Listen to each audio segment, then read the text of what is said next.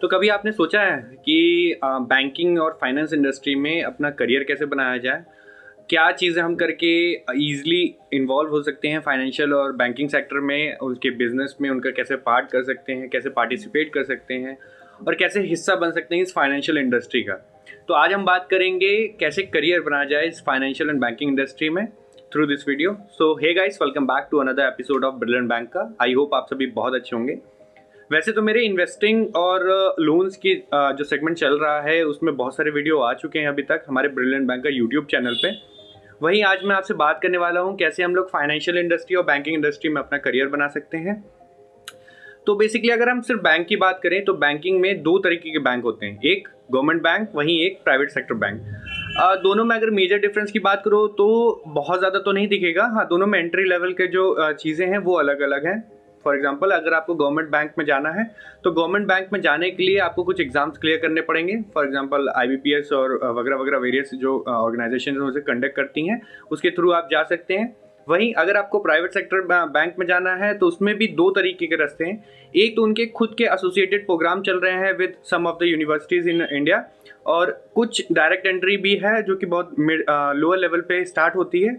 दोनों ही रास्ते ठीक है मेरा कहना है, क्योंकि देखिए आप अगर किसी कुछ पढ़ाई करके कुछ खर्चा करके भी जा रहे हैं तो वो एक लेवल पे आपको स्टार्ट करती है। फॉर एग्जांपल AM के जो असिस्टेंट मैनेजर के ग्रेड होता है वहाँ से आपको स्टार्ट मिलता है। वहीं अगर आप डायरेक्टली आप जाते हो तो रिलेशनशिप ऑफिसर या फिर कोई भी और डाउनग्रेड BD टाइप के जो बिजनेस डेवलपमेंट एग्जीक्यूटिव होते हैं उनकी तरफ से आपका रोल स्टार्ट होता है।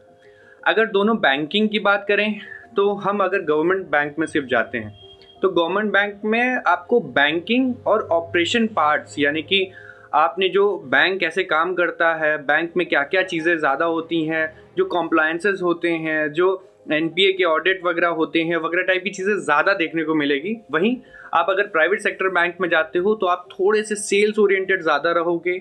आपको कस्टमर और एज अ मैनेजर और एज अ कस्टमर का रिलेशन आपको ज़्यादा देखने को मिलेगा।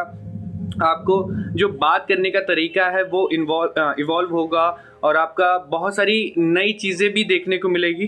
ठीक है, क्योंकि private sector bank basically business और प्रॉफिट ओरिएंटेड ज़्यादा होते हैं। वहीं अगर आप पब्लिक सेक्टर बैंक को देखोगे वो लोग बिजनेस ओरिएंटेड इतना ज़्यादा नहीं होते हैं। वो लोग पब्लिक के हेल्प के लिए कहीं ना कहीं क्रिएट करे गए थे तो उसी के ओरिएंटेड में ज़्यादा चलते हैं। आपको अगर दोनों में एंट्री लेनी है, दोनों के एंट्री पॉइंट मैंने बता दिए हैं, दोनों के डिफरेंस बता दिए हैं।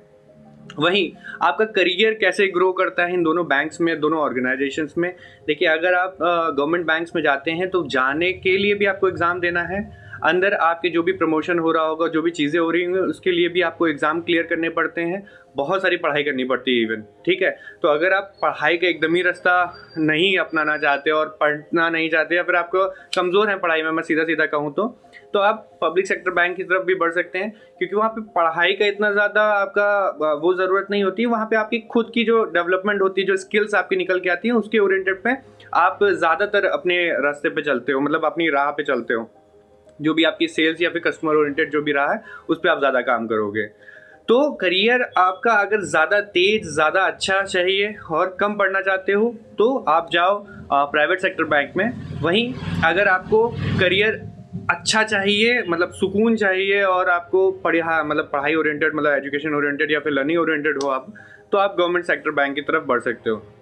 अब हम अगर कंपेयर करें सैलरी के लिए तो देखिए, अगर आप बेसिकली PO बेस पे भी अगर आप ज्वाइन करते हो एज अ गवर्नमेंट बैंक में तो PO की भी कुछ ना कुछ करके भी सैलरी 40 से 50 हज़ार मिनिमम साइड पे होती है। वहीं अगर आप एज अ असिस्टेंट मैनेजर और BD, यानी कि दो मैंने लेवल बताए थे आपको, प्राइवेट सेक्टर बैंक में असिस्टेंट मैनेजर पे जाते हो तो समवेयर अराउंड 30 से 35 हज़ार के आसपास में, और BD लेवल पे अगर आप जाओगे तो 15 से 20 मैक्सिमम 25 हज़ार के आसपास में आपका करियर स्टार्ट होगा। तो आपको ये दोनों चीज़ देखनी है। मैं कुछ एग्जांपल दे सकता हूँ। प्राइवेट सेक्टर में जो असिस्टेंट मैनेजर के ग्रेड पे अगर आपको जाना है तो आपको वहाँ पे ABYB Axis bank young banker programme एक चलाता है। वहीं SDFC भी अपना एक करियर डेवलपमेंट प्रोग्राम चलाता है और ICICI भी सेम काम करता है। वहीं पे आपको जो गवर्नमेंट बैंक है उसके लिए तो बहुत सारे वेरियस फॉर्म्स आते हैं, सरकारी फॉर्म्स होते हैं, उनको आप फिल करना होगा, आपको सबमिट करने होंगे सारे document verification, group discussion, personal interview type की बहुत सारी चीज़ें होती हैं वहाँ पे। तो वो सारी चीज़ें क्लियर करने के बाद, और सबसे ज़रूरी प्री और मेंस एग्ज़ाम जैसे ही आप ये क्लियर करोगे तभी आप गवर्नमेंट बैंक्स में भर्ती हो सकोगे, तो वो आप वहाँ से अपना निकल सकते हो। यहाँ पे सिर्फ आपको एक अपना रेज्यूमे की ज़रूरत होगी प्राइवेट सेक्टर बैंक में, और अपना एक इंटरव्यू कंडक्ट होगा। उस इंटरव्यू में आपको फेस टू फेस इंटरव्यू देना होगा। जो भी आपका आरएम यानी कि आपका रिपोर्टिंग मैनेजर होगा उसको, या फिर उसके भी बॉस को, सुपर बॉस को यानी कि आपके, उनको आपको अपना फेस टू फेस इंटरव्यू या वर्चुअल इंटरव्यू थ्रू जूम और कोई भी वर्चुअल वेबसाइट से आपको हो सकता है, तो वो आपको देना होगा और वहाँ से आप अपना स्टार्ट कर सकते हो करियर। दोनों ही चीज़ों में लगभग चीज़ें समानताएं हैं। हाँ, मैं अगर खुद की भी प्रेफरेंस रखूंगा तो मैं गवर्नमेंट से ज़्यादा प्राइवेट सेक्टर को प्रेफर करूंगा, क्योंकि यहाँ पे ग्रोथ और चांसेस ज़्यादा हैं। मुझे खुद में लगता है कि मेरे जो सीखने की स्किल्स है वो बहुत अच्छी है। मुझे नई चीज़ें ज़्यादा सीखने को अच्छा लगता है, और पुरानी ही चीज़ें करते रहना मेरे से इतना ज़्यादा पसंद नहीं है। तो मैं इसलिए प्राइवेट सेक्टर बैंक को ज़्यादा प्रेफर करूँगा, क्योंकि मैं काम भी कर चुका हूँ प्राइवेट सेक्टर बैंक्स में।